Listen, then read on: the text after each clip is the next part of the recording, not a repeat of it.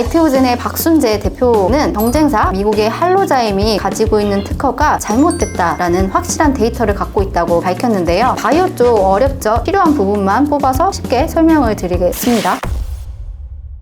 안녕하세요. 특허를 만들고 지키고 키우다 특허 만지키입니다. 요즘 한국 주식시장 많이 어렵죠. 어려운 와중에 지난 11월 21일 국내 코스닥 시총 1위 알테오젠이 급락을 했는데요. 이유는 여러 가지가 있다고 파악을 하고 있지만 특허 분쟁 우려도 있다고 합니다. 특허 분쟁 이야기가 돌면서 알테오젠 투자심 걱정하시는 분들이 많을 것 같은데요. 오늘은 알테오젠의 급락한 이유, 특허 분쟁에 대해서 알아보겠습니다.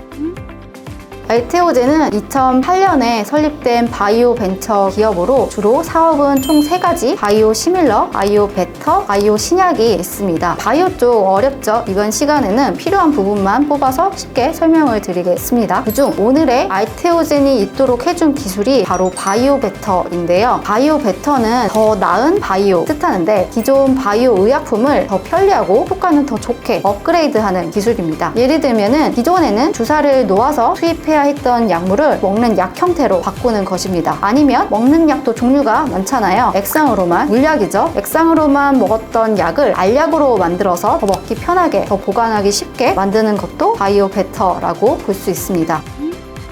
알테오젠의 바이오 베터 기술은 주사를 놓는 방식을 바꾸는 기술, 주사 제형 변환 기술을 가지고 있습니다. 그럼 주사의 종류부터 간단히 살펴볼게요. 주사는 크게 정맥주사, 피하주사, 피내주사, 근육주사로 나뉘어요. 정맥주사는 링겔이라고 하죠. 주사 바늘을 혈관에 직접 꽂아서 약물이 혈관으로 바로 가도록 하는데 링겔 한 번 정도는 맞아 보셨죠? 비타민 주사도 있고 거의 1시간 정도 걸리는데 약물의 입자가 크거나 대량으로 투입을 할 때 놓는 방식입니다.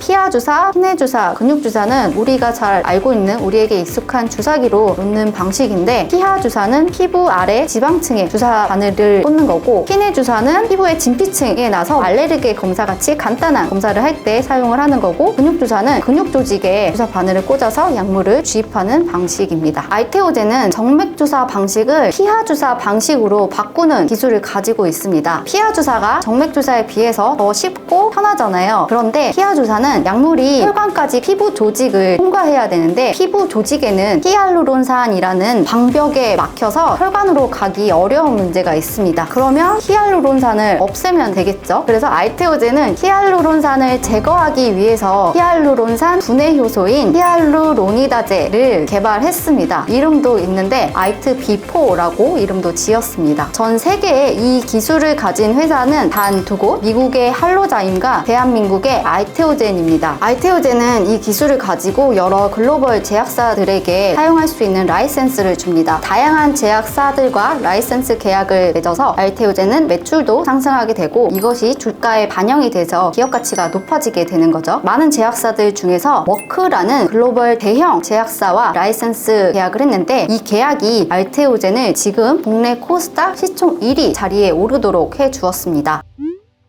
머크라는 제약사는 독일에서 시작한 약 350년이 넘는 긴 역사를 가진 바이오 제약 기업인데 연매출이 600억 달러 정도, 우리 돈 80조가 넘습니다. 머크의 주요 품목 중에서 키트루다라는 면역 항암제가 있는데 매출의 절반을 차지하는 블록버스터 약입니다. 문제는 머크가 가지고 있는 키트루다의 핵심 성분 펜브롤리주맵이라는 특허가 5년 정도 얼마 남지 않았다는 겁니다. 특허가 끝나게 되면 다른 제약사들이 키트루다와 성분은 같으면서도 더 싸게 공급을 할 수 있겠죠. 특허가 만료된 바이오 의약품을 특허권자가 아닌 다른 기업들이 만드는 것을 바이오 시밀러라고 하는데 바이오 시밀러가 많이 생기게 되면 원 제약회사인 머크의 키트루다는 가격 경쟁력에서 밀리게 됩니다. 머크는 독점을 계속 하고 싶죠. 고민을 합니다. 지금의 키트루다는 정맥주사 방식으로 투입이 되는데 정맥주사 방식에서 피하주사 방식으로 만들게 되면 피하주사형으로 특허도 새롭게 낼 수 있고 다른 제약사들은 정맥주사로는 바이오 시밀러를 만들 수 있겠지만 피하주사형으로는 특허 때문에 못 만들겠죠. 또 환자 입장에서도 1시간 넘게 주사를 맞았는데 몇 분 만에 맞게 되니까 편리해집니다. 머크에게 알테오젠의 주사 제형 변환 기술이 절실히 필요하게 된 겁니다.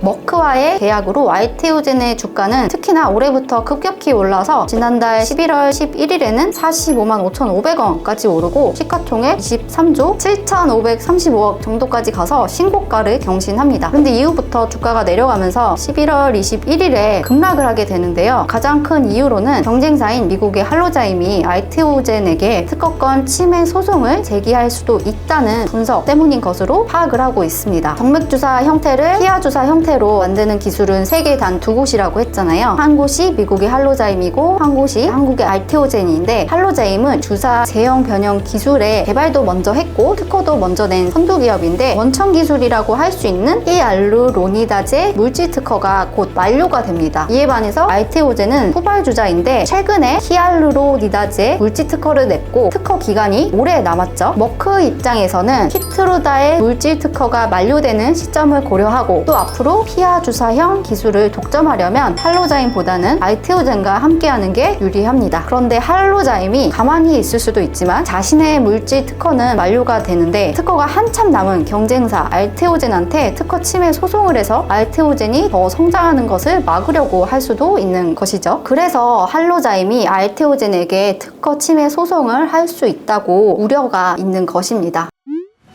최근에 이런 특허 분쟁을 예상하고 머크가 먼저 할로자임의 특허에 무효 소송을 제기했다는 기사가 났는데요. 아마도 특허가 곧 끝나가는 할로자임의 원천 기술을 일부 변형한 기술을 가지고 특허 무효 소송한 것 같습니다. 이런 특허 분쟁 우려가 있으니까 알테오젠이 특허 분쟁을 겪게 되면 머크도 힘들잖아요. 그래서 알테오젠보다는 더 체급이 큰 머크가 할로자임에게 특허 무효 소송을 한 것입니다. 새로운 특허는 기간도 더 기니까 무효를 시켜서 앞으로에 있을 특허 분쟁을 없애려고 하는 것 같습니다. 또한 알테오젠의 박순재 대표는 경쟁사 미국의 할로자임이 가지고 있는 특허가 잘못됐다라는 확실한 데이터를 갖고 있다고 밝혔는데요. 알테오젠의 투자자분들에게는 좋은 소식으로 보입니다. 현재 머크의 키트루다 피하 주사형이 임상 3상에 성공을 해서 상용화는 얼마 남지 않은 것으로 보입니다.